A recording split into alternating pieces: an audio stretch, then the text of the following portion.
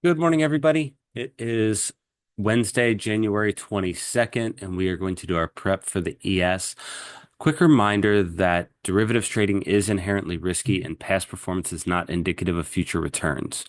So today there are a few catalysts laying out there that I want to make sure you pay attention to for the rest of this week. The Bank of Japan has its rate decision tomorrow evening, and the VIX has its expiration today. Usually this happens before OPEX, but this month and three times a year, it happens after OPEX. So today that is going to be a repricing moment this morning around 9 a.m. for the AM options, and then around 1 o'clock this afternoon for the full sessions when people will be rolling over the rest of their contracts. So that's what we're going to pay attention to.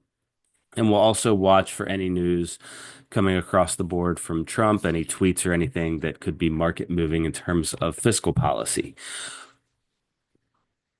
And if we look at the structure of our market, we have a very large bid from our systematics. Now, they are only 60% invested.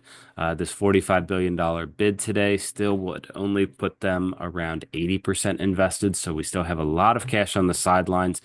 And this is why when we made that move down these last couple of days and into this whole move last Monday, in the last month, once that risk window closed, this turns into a very supportive environment as there's too much cash on the sidelines. And we will see active investment managers as well, our fund managers and um, those that disclose their positions. We will see them start chasing this price as they have 35% of their capital on the sidelines as well. So today, again, very supportive. We're over our major line in the sand. We are over that 60-50 level, and this will keep moving as the days go on. But we've cleared the market for the upside. We can now look for those new all-time highs. Again, that move in January was a 3 to 4% move overall in the markets. Maybe I think 5% maybe from top to bottom.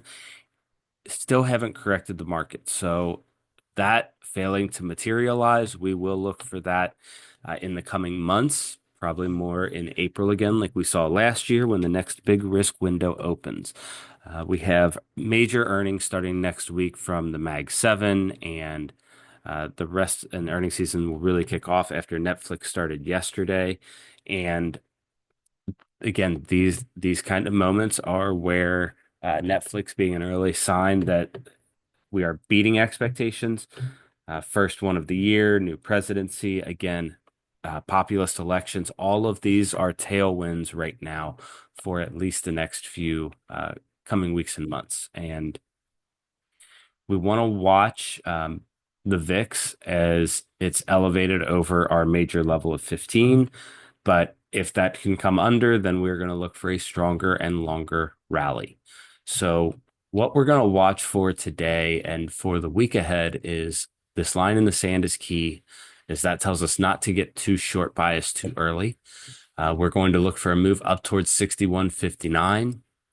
And we're going to make sure that we follow this dancing pattern in the market that right now is about 4 or 5 steps forward and 1 step back. So until that changes, we are going to look for that pattern to continue trading our levels as the market goes. And we went over that a little bit in our weekly video from our COT.